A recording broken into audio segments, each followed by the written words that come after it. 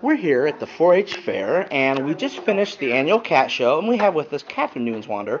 This is her last year in 4-H, and she's been an active member of the cat show for several years here. And we have who? Abby, I believe. Yeah. All right, excuse me. So Catherine's just going to give us a brief rundown of what the judges look for and what makes for a strong cat during the 4-H cat show. Well, a judge looks for the qualities of a cat, make sure it's not overweight. She looks at the ears, like you want to make sure the ears and the cat's in its best presentable manner and everything at the moment. And they make sure it's, like I said, not overweight, check the skin, make sure it's clean, healthy.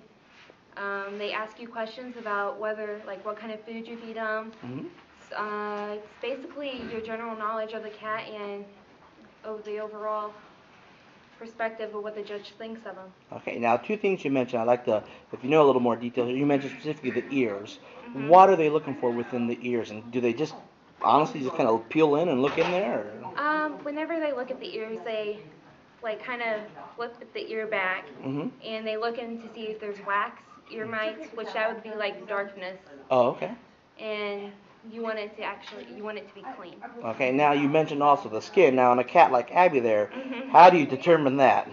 Well, the skin is kind of just the general, I mean, the fur, and you want it to be healthy, like no scabs, no flea stuff. Okay. And basically, you want the fur to be nice and soft, too. Okay. Now, a silly question, but it's a sincere one. You would think most cats' fur is just naturally soft. So, I mean, is there some that a person who wouldn't know would think, oh, that's soft, but they would feel, oh, that's kind of coarse, actually. It could also depend on the breed of the cat, but in general, there's certain kind of cat foods you can feed them. They've always say raw eggs is something you can give a cat to make their fur softer. Really?